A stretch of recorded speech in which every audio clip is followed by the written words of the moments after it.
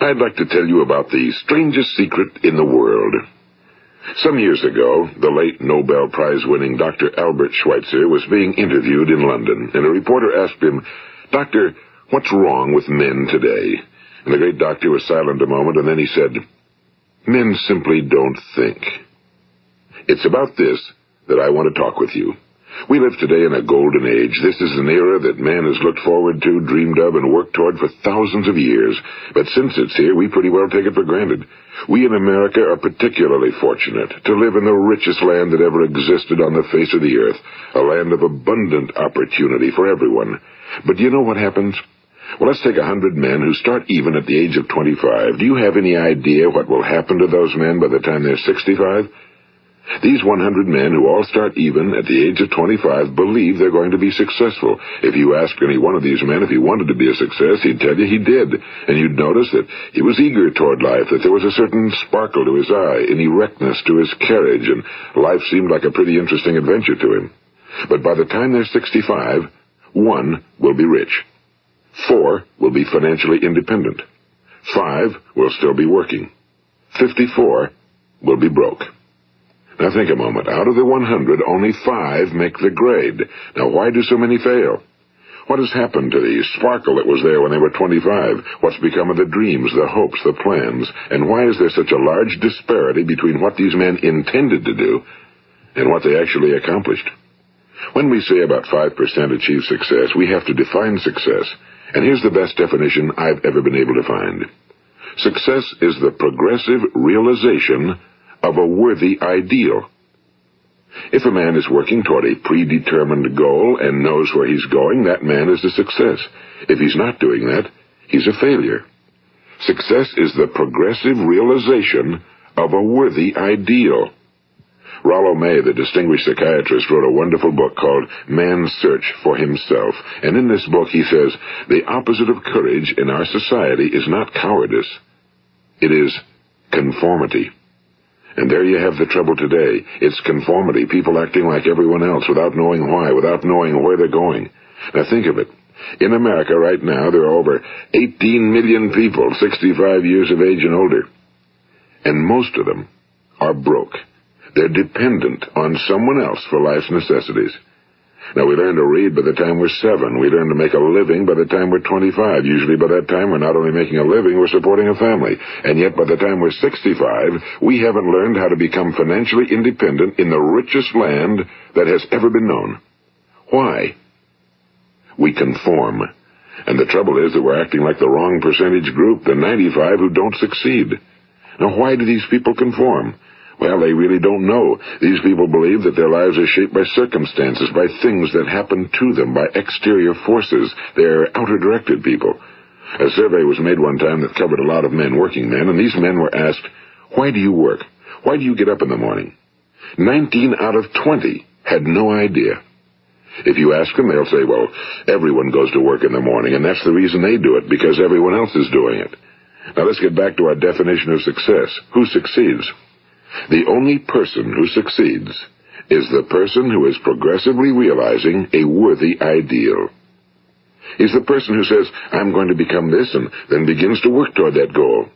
I'll tell you who the successful people are. A success is the school teacher who's teaching school because that's what he or she wants to do. The success is the woman who's a wife and mother because she wanted to become a wife and mother and is doing a good job of it.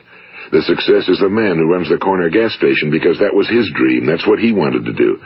The success is the successful salesman who wants to become a top-notch salesman and grow and build with his organization. A success is anyone who is doing deliberately a predetermined job because that's what he decided to do deliberately. But only 1 out of 20 does that. That's why today there isn't really any competition unless we make it for ourselves. Instead of competing, all we have to do is create. You know, for 20 years, I looked for the key which would determine what would happen to a human being. Was there a key I wanted to know which would make the future a promise that we could foretell to a large extent? Was there a key that would guarantee a person's becoming successful if he only knew about it and knew how to use it?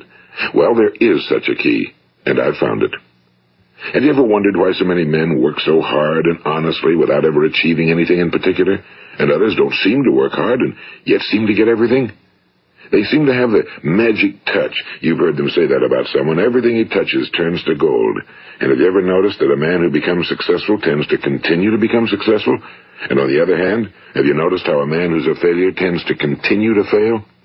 Well, it's because of goals. Some of us have goals, some don't. People with goals succeed because they know where they're going. It's that simple. Think of a ship leaving a harbor, and think of it with the complete voyage mapped out and planned. The captain and crew know exactly where it's going and how long it'll take. It has a definite goal. Now, 9,999 times out of 10,000, it will get to where it started out to get. Now let's take another ship, just like the first, only let's not put a crew on it or a captain at the helm. Let's give it no aiming point, no goal, no destination. We just start the engines and let it go. I think you'll agree with me that if it gets out of the harbor at all, it will either sink or wind up on some deserted beach, a derelict.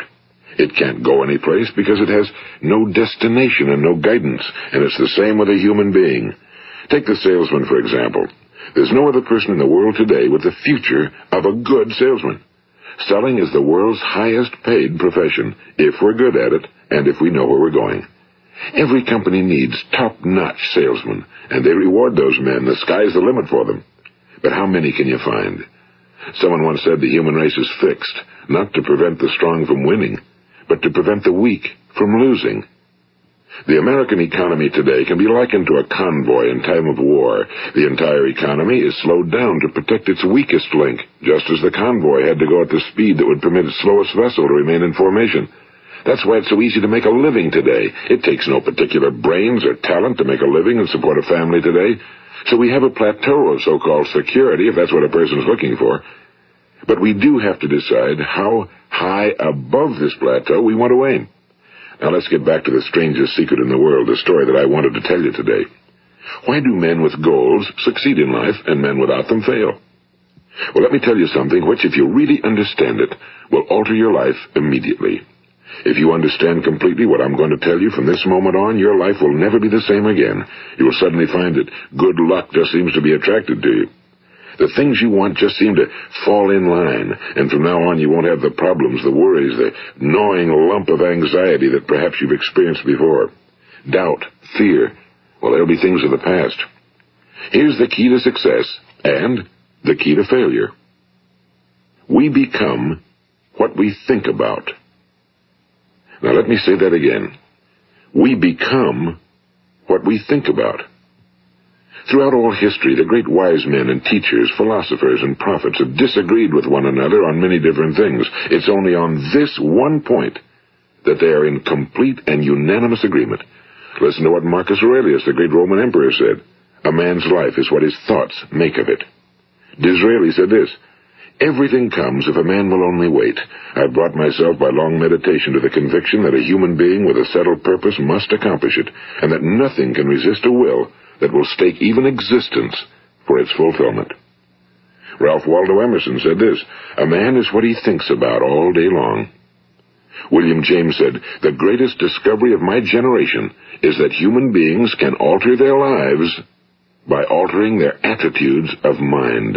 And he also said, we need only in cold blood act as if the thing in question were real, and it will become infallibly real by growing into such a connection with our life that it will become real. It will become so knit with habit and emotion that our interest in it will be those which characterize belief. And he also said, if you only care enough for a result, you will almost certainly attain it. If you wish to be rich, you will be rich. If you wish to be learned, you will be learned. If you wish to be good, you will be good. Only you must then really wish these things, and wish them exclusively, and not wish at the same time 100 other incompatible things just as strongly. In the Bible, you read in Mark 9:23, if thou canst believe, all things are possible to him that believeth. My old friend Dr. Norman Vincent Peale put it this way, this is one of the greatest laws in the universe. Fervently do I wish I had discovered it as a very young man. It dawned upon me much later in life, and I found it to be one of the greatest, if not my greatest discovery outside of my relationship to God. The great law, briefly and simply stated, is that if you think in negative terms, you will get negative results. If you think in positive terms, you will achieve positive results. That is the simple fact, he went on to say, which is at the basis of an astonishing law of prosperity and success. In 3 words, believe and succeed. William Shakespeare put it this way: our doubts are traitors and make us lose the good we oft might win by fearing to attempt. George Bernard Shaw said, people are always blaming their circumstances for what they are. I don't believe in circumstances. The people who get on in this world are the people who get up and look for the circumstances they want, and if they can't find them, make them. Well, it's pretty apparent, isn't it? And every person who discovered this for a while believed that he was the first one to work it out. We become what we think about. Now, it stands to reason that a person who's thinking about a concrete and worthwhile goal is going to reach it, because that's what he's thinking about, and we become what we think about. Conversely, the man who has no goal, who doesn't know where he's going, and whose thoughts must therefore be thoughts of confusion and anxiety and fear and worry, becomes what he thinks about. His life becomes one of frustration and fear and anxiety and worry. And if he thinks about nothing, he becomes nothing. Now, how does it work? Why do we become what we think about? Well, I'll tell you how it works as far as we know. Now, to do this, I want to tell you about a situation that parallels the human mind. Suppose a farmer has some land, and it's good fertile land. Now, the land gives the farmer a choice. He may plant in that land whatever he chooses. The land doesn't care. It's up to the farmer to make the decision. Now, remember, we're comparing the human mind with the land because the mind, like the land, doesn't care what you plant in it. It will return what you plant, but it doesn't care what you plant. Now let's say that the farmer has 2 seeds in his hand. One is a seed of corn, the other is nightshade, a deadly poison. He digs 2 little holes in the earth and he plants both seeds, one corn, the other nightshade. He covers up the holes, waters, and takes care of the land, and what will happen? Invariably the land will return what's planted. As it's written in the Bible, as ye sow, so shall ye reap. Now remember, the land doesn't care. It'll return poison in just as wonderful abundance as it will corn. So up come the 2 plants, one corn, one poison. Now, the human mind is far more fertile, far more incredible and mysterious than the land, but it works the same way. It doesn't care what we plant. Success, failure. A concrete, worthwhile goal, or confusion. Misunderstanding, fear, anxiety, and so on. But what we plant, it must return to us. You see, the human mind is the last great unexplored continent on Earth. It contains riches beyond our wildest dreams. It will return anything we want to plant. Now, you might say, well, if that's true, why don't people use their minds more? Well, I think they figured out an answer to that one, too. Our mind comes as standard equipment at birth. It's free, and things that are given to us for nothing we place little value on.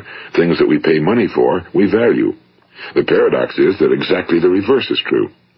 Everything that's really worthwhile in life came to us free.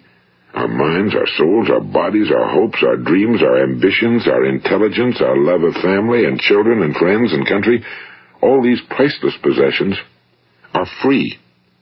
But the things that cost us money are actually very cheap and can be replaced at any time.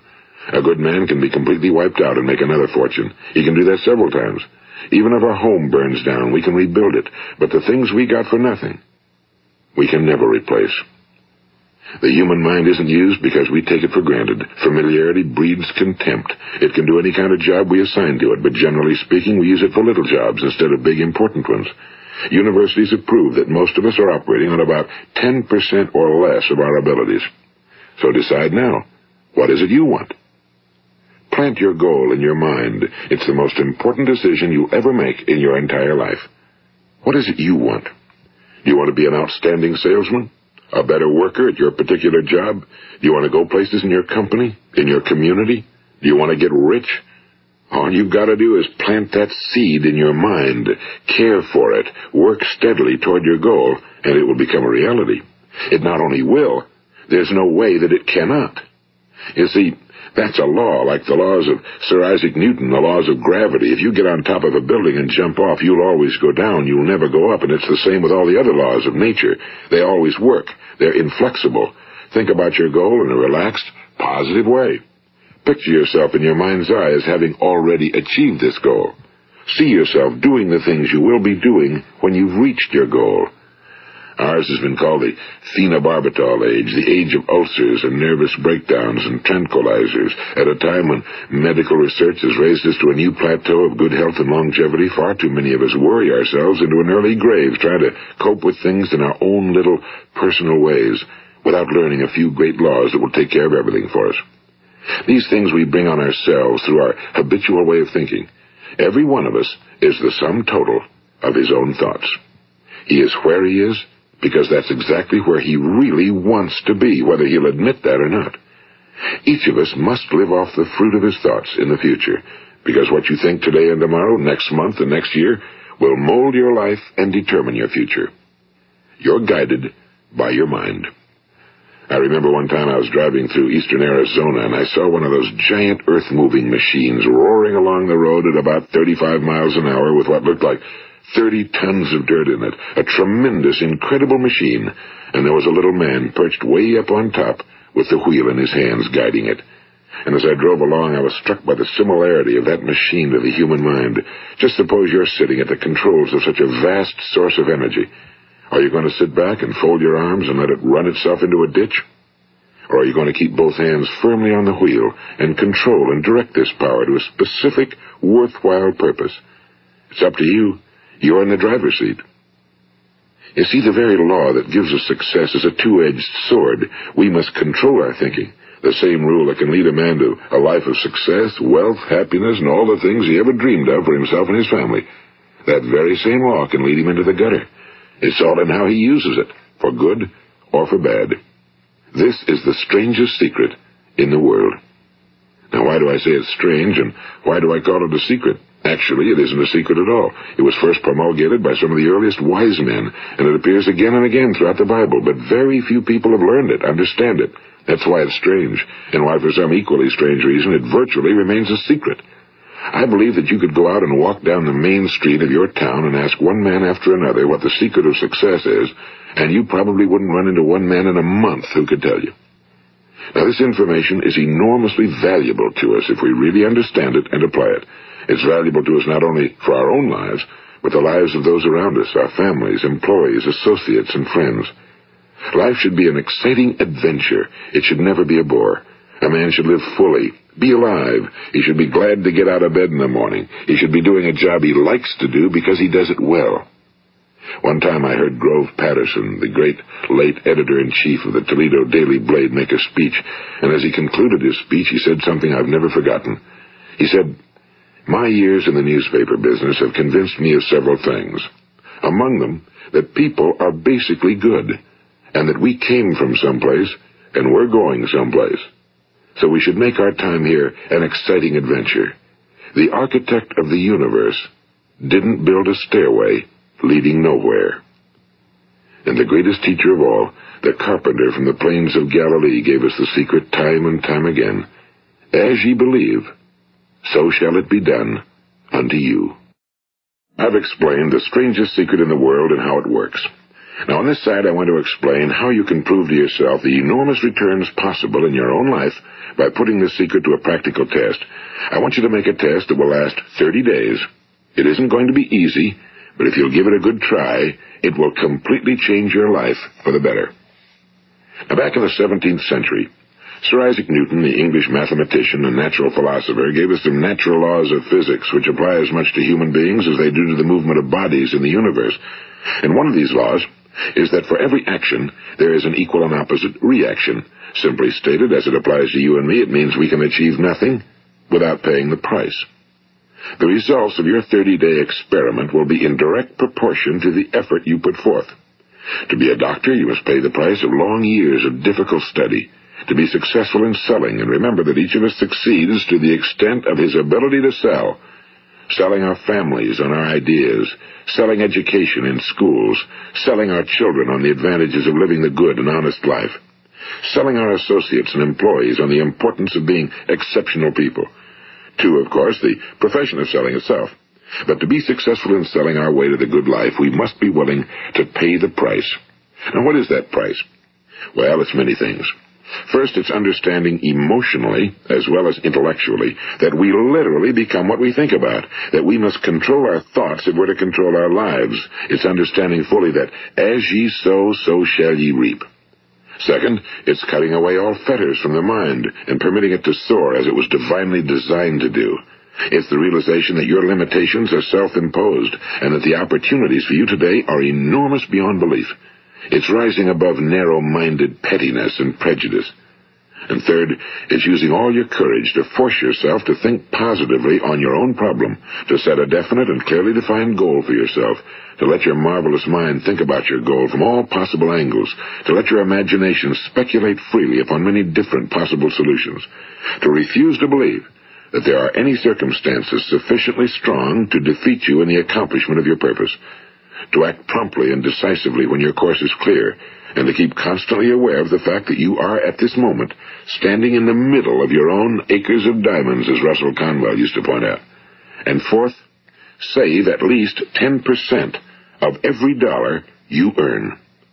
It's also remembering that no matter what your present job, it has enormous possibilities, if you're willing to pay the price. Now let's just go over the important points in the price each of us must pay to achieve the wonderful life that can be ours. It is, of course, worth any price. 1. You will become what you think about. 2. Remember the word imagination and let your mind begin to soar. 3. Courage. Concentrate on your goal every day. 4. Save 10% of what you earn. And 5. Action. Ideas are worthless unless we act on them. Now, I'll try to outline the 30-day test I want you to make. Keep in mind that you have nothing to lose by making this test and everything you could possibly want to gain. There are 2 things that may be said of everyone. Each of us wants something, and each of us is afraid of something. I want you to write on a card what it is you want more than anything else. It may be more money. Perhaps you'd like to double your income or make a specific amount of money. It may be a beautiful home. It may be success at your job. It may be a particular position in life. It could be a more harmonious family. Each of us wants something. Now write down on your card specifically what it is you want. Make sure it's a single goal and clearly defined. You needn't show it to anyone, but carry it with you so that you can look at it several times a day. Think about it in a cheerful, relaxed, positive way each morning when you get up, and immediately you have something to work for, something to get out of bed for, something to live for. Look at it every chance you get during the day and just before going to bed at night. And as you look at it, remember that you must become what you think about, and since you're thinking about your goal, you realize that soon it will be yours. In fact, it's yours really the moment you write it down and begin to think about it. Look at the abundance all around you as you go about your daily business. You have as much right to this abundance as any other living creature. It's yours for the asking. Now we come to the difficult part. Difficult because it means the formation of what is probably a brand new habit, and new habits are not easily formed. Once formed, however, it will follow you for the rest of your life. Stop thinking about what it is you fear. Each time a fearful or negative thought comes into your consciousness, replace it with a mental picture of your positive and worthwhile goal. And there will come times when you'll feel like giving up. It's easier for a human being to think negatively than positively. That's why only 5% are successful. You must begin now to place yourself in that group. For 30 days, you must take control of your mind. It will think about only what you permit it to think about. Each day for this 30-day test, do more than you have to do. In addition to maintaining a cheerful, positive outlook, give of yourself more than you've ever done before. Do this knowing that your returns in life must be in direct proportion to what you give. The moment you decide on a goal to work toward, you're immediately a successful person. You are then in that rare and successful category of people who know where they're going. Out of every 100 people, you belong to the top 5. Don't concern yourself too much with how you're going to achieve your goal. Leave that completely to a power greater than yourself. All you have to do is know where you're going. The answers will come to you of their own accord and at the right time. Remember these words from the Sermon on the Mount, and remember them well. Keep them constantly before you this month of your test. Ask, and it shall be given you. Seek, and ye shall find. Knock, and it shall be opened unto you. For every one that asketh receiveth, and he that seeketh findeth, and to him that knocketh it shall be opened. It's as marvelous and as simple as that. In fact, it's so simple that in our seemingly complicated world, it's difficult for an adult to understand that all he needs is a purpose and faith. For 30 days, do your very best. If you're a salesman, go at it as you've never done before, not in a hectic fashion, but with the calm, cheerful assurance that time well spent will give you the abundance in return you deserve and want. If you're a homemaker, devote your 30-day test to completely giving of yourself without thinking about receiving anything in return, and you'll be amazed at the difference it makes in your life. No matter what your job, do it as you've never done it before for 30 days. And if you've kept your goal before you every day, you'll wonder and marvel at this new life you've found. Dorothea Brand, the outstanding editor and writer, discovered it for herself and tells about it in her fine book, Wake Up and Live. Her entire philosophy is reduced to the words, act as though it were impossible to fail. She made her own test with sincerity and faith, and her entire life was changed to one of overwhelming success. Now, you make your test for 30 full days. Don't start your test until you've made up your mind to stick with it. You see, by being persistent, you're demonstrating faith. Persistence is simply another word for faith. If you didn't have faith, you'd never persist. If you should fail during your first 30 days, by that I mean suddenly find yourself overwhelmed by negative thoughts, you've got to start over again from that point and go 30 more days. Gradually, your new habit will form until you find yourself one of that wonderful minority to whom virtually nothing is impossible. And don't forget the card. It's vitally important as you begin this new way of living. On one side of the card, write your goal, whatever it may be. On the other side, write the words we've quoted from the Sermon on the Mount. Ask, and it shall be given you. Seek, and ye shall find. Knock, and it shall be opened unto you. Nothing great was ever accomplished without inspiration. See that during these crucial first 30 days, your own inspiration is kept at a peak. And above all, don't worry. Worry brings fear, and fear is crippling. The only thing that can cause you to worry during your test is trying to do it all yourself. Know that all you have to do is hold your goal before you. Everything else will take care of itself. Remember also to keep calm and cheerful. Don't let petty things annoy you and get you off course. Now, since making this test is difficult, some will say, why should I bother? Well, look at the alternative. No one wants to be a failure. No one really wants to be a mediocre individual. No one wants a life constantly filled with worry and fear and frustration. Therefore, remember that you must reap that which you sow. If you sow negative thoughts, your life will be filled with negative things. If you sow positive thoughts, your life will be cheerful, successful, and positive. Now, gradually, you will have a tendency to forget what you've heard on this recording. Play it often. Keep reminding yourself of what you must do to form this new habit. Gather your whole family around at regular intervals and listen to what's been said here. You know, most men will tell you that they want to make money without understanding the law. The only people who make money work in a mint. The rest of us must earn money. This is what causes those who keep looking for something for nothing or a free ride to fail in life. The only way to earn money is by providing people with services or products which are needed and useful. We exchange our time and our product or service for the other man's money. Therefore, the law is that our financial return will be in direct proportion to our service. Now, success is not the result of making money. Making money is the result of success, and success is in direct proportion to our service. Most people have this law backwards. They believe that you're successful if you earn a lot of money. The truth is that you can only earn money after you're successful. It's like the story of the man who sat in front of the stove and said to it, give me heat, and then I'll add the wood. How many men and women do you know, or do you suppose there are today, who take the same attitude toward life? There are millions. We've got to put the fuel in before we can expect heat. Likewise, we've got to be of service first before we can expect money. Don't concern yourself with the money. Be of service. Build, work, dream, create. Do this, and you'll find there's no limit to the prosperity and abundance that will come to you. Prosperity, you know, is founded upon a law of mutual exchange. Any person who contributes to prosperity must prosper in turn himself. Sometimes the return will not come from those you serve, but it must come to you from someplace, because that's the law. For every action, there is an equal and opposite reaction. As you go daily through your 30-day test period, remember that your success will always be measured by the quality and quantity of service you render, and money is a yardstick for measuring this service. No man can get rich himself unless he enriches others. Now, there are no exceptions to a law. You can drive down any street in America and from your car estimate the service that's being rendered by the people living on that street. Had you ever thought of this yardstick before? It's interesting. Some, like ministers and priests and other devoted people, measure their returns in the realm of the spiritual, but again, their returns are equal to their service. Once this law is fully understood, any thinking person can tell his own fortune.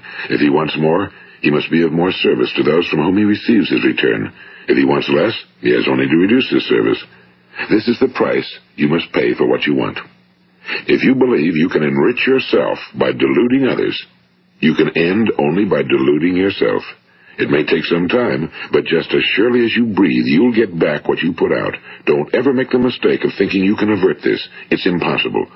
The prisons and the streets where the lonely walk are filled with people who tried to make new laws just for themselves. We may avoid the laws of man for a while, but there are greater laws that cannot be broken. An outstanding medical doctor recently pointed out 6 steps that will help you realize success. 1. Set yourself a definite goal. 2. Quit running yourself down. 3. Stop thinking of all the reasons why you cannot be successful and instead think of all the reasons why you can. 4. Trace your attitudes back through your childhood and try to discover where you first got the idea you couldn't be successful, if that's the way you've been thinking. 5. Change the image you have of yourself by writing out a description of the person you would like to be. And 6. Act the part of the successful person you have decided to become. The doctor who wrote those words is a noted West Coast psychiatrist, Dr. David Harold Fink. Do what the experts since the dawn of recorded history have told you must do. Pay the price by becoming the person you want to become. It's not nearly as difficult as living unsuccessfully. Make your 30-day test, then repeat it again, and each time it will become more a part of you until you'll wonder how you could ever have lived any other way. Live this new way, and the floodgates of abundance will open and pour over you more riches than you may have dreamed existed. Money? Yes, lots of it. But what's more important, you'll have peace. You'll be in that wonderful minority who lead calm, cheerful, successful lives. Start today. You have nothing to lose, but you have a whole life to win. This is Earl Nightingale, and thank you.